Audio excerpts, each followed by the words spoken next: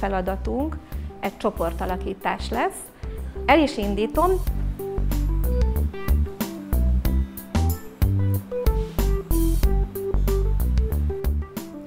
Minden csoporthoz van rendelve egy állat. Erről ne feledkezzetek meg, hogy melyik állat van hozzátok rendelve. Az első oszlopba az fog fölkerülni arról az állatról, amelyet a csoportban hozzátok rendeltünk, amit tudtok róla. Egy-két szót írjatok arról, hogy mi az, amit tudtok erről az állatról, a sárga posztitre pedig azt írjátok föl, hogy mit szeretnétek megtudni. Nagyon rövid időtök van erre, körülbelül 1 perc, hogy megírjátok a kártyákat, rögtön utána kihozzátok ide, és a papírokra ráteszitek.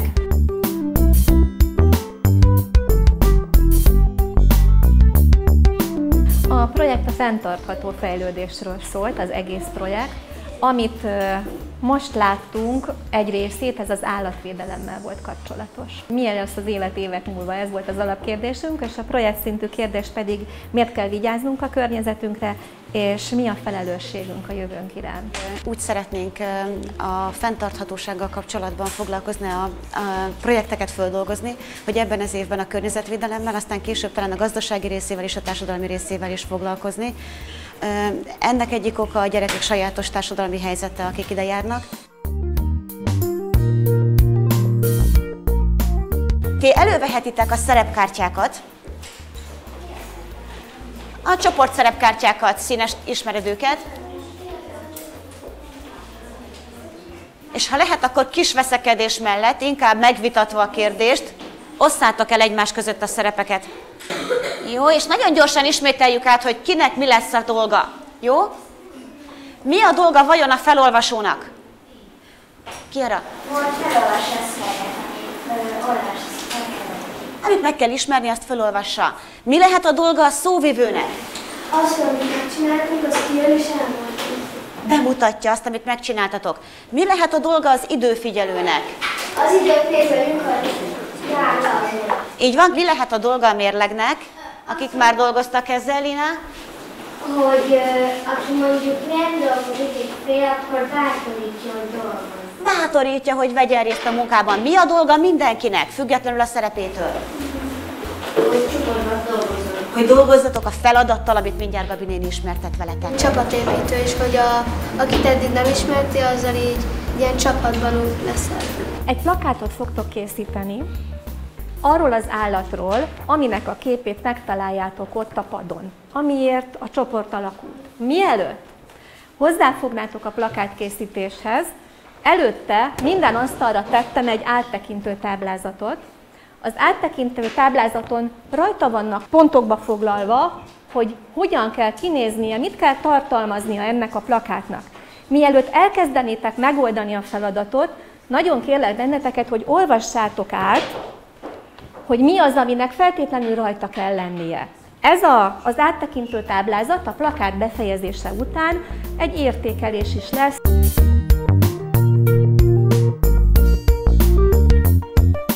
Plakátot készíteni másokkal, az sokkal jobb, mint egyedül.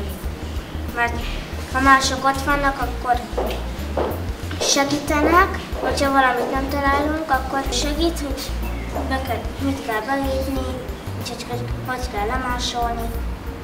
Ezt a plakátot a gyerekek most a Mimióval készítették, azért ezt adtuk nekik, mert a többi plakátkészítő programhoz képest ez egyszerű. Tehát úgy gondoltuk, hogy a korosztályuknak és az előzetes tudásuknak ez a legmegfelelőbb, hogy az első lépést megtegyék. Az áttekintő táblázaton nézd meg, légy szíves, hogy ez alatt a nyúlfarknyi idő alatt mi az, amit sikerült megvalósítani.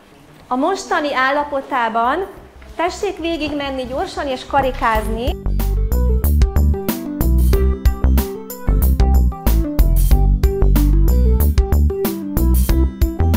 Figyeljetek rám egy picit, mert el kell menteni a munkát, hogy én is lássam, és ki tudjam vetíteni, és a szóvivők, Vivi, akik remélhetőleg figyeltek és felkészültek közben, és a szóvivők el tudják mondani, hogy mi az, amit látunk. Hogyan mented? Fáj? Mentés másként. Barosszerver, Z meghajtó. Tessék mentegetni sorba.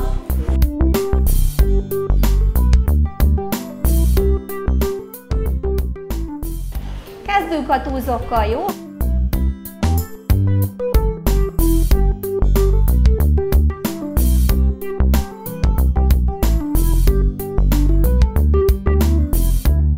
A képen az van, hogy átviszik az úttesten a barna valangyot, hogy elüssék az autó. Szerdai Füles-Bagyokról feltettünk a kedvenc táplálékát, a mezei kockot, illetve az élőhelyét, hogy szereti a elhagyott varjúfészkeket. Még tervezünk rátenni pár képet és pár mondatot. Mivel? A védettségéről, illetve hogy tudjuk megvédeni.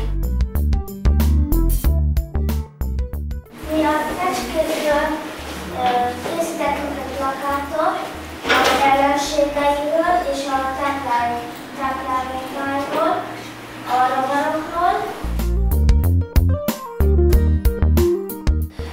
Az, hogy a plakátot olyan helyre kell elhelyezni, ahol úttesteket nem lehet találni, mert gyakran ütik el autót.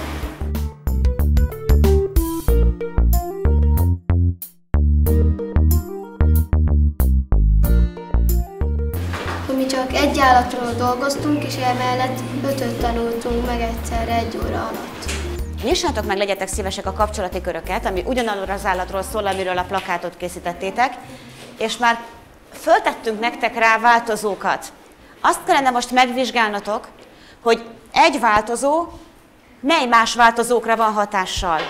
Sorban kéne haladni, és ha úgy látjátok, hogy valamelyik változó, mivel elkezdtetek foglalkozni, hatással van egy másikra, akkor húzzatok be egy nyilat abba az irányba.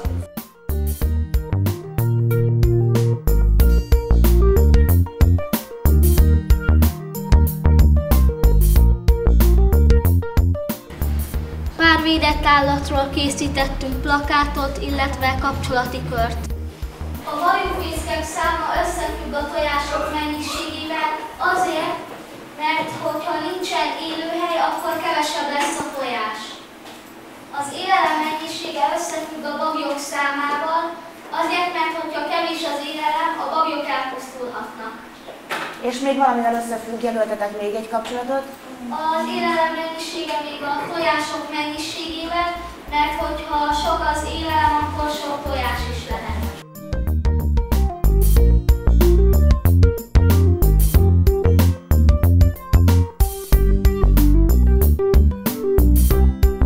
Tehát nagyon ügyesek voltatok. Ami még hátra van, egy önértékelő lap. Minden csoportnak annyit adok, ahányan vagytok, össze vannak tűzve. Tessék elolvasni, elolvasod a fogalmakat itt mellette, és azt a villanykörtét karikázod be, amelyikről úgy gondolod, hogy a mai munkádra jellemző volt. Na most ez, picit figyeljetek ide ki arra, ez egyéni munka, tehát nem a csoport munkájára, hanem a saját tevékenységetekre, a munkátokra vonatkozik, ez alatt az 1 óra alatt.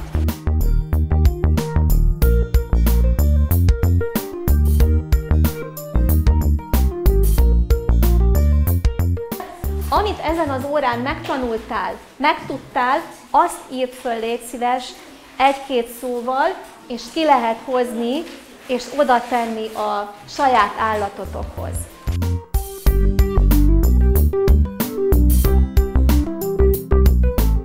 Amiben informatika szerepel, az csak varázslatos lehet egy gyerek számára. Tehát gyakorlatilag számítógépen, aktív táblán és egyéb IKT eszközökön keresztül bármilyen anyagot lehet a gyerekkel megtanítatni. Ehhez olyan módszerek is kellenek természetesen, mint amit most láttunk az órán, a plakát és a kapcsolati kör készítése. Azért jók ezek az órák, mert ha felnőtt leszel, akkor sokkal többet tudsz majd. Bevezet már most az informatikába.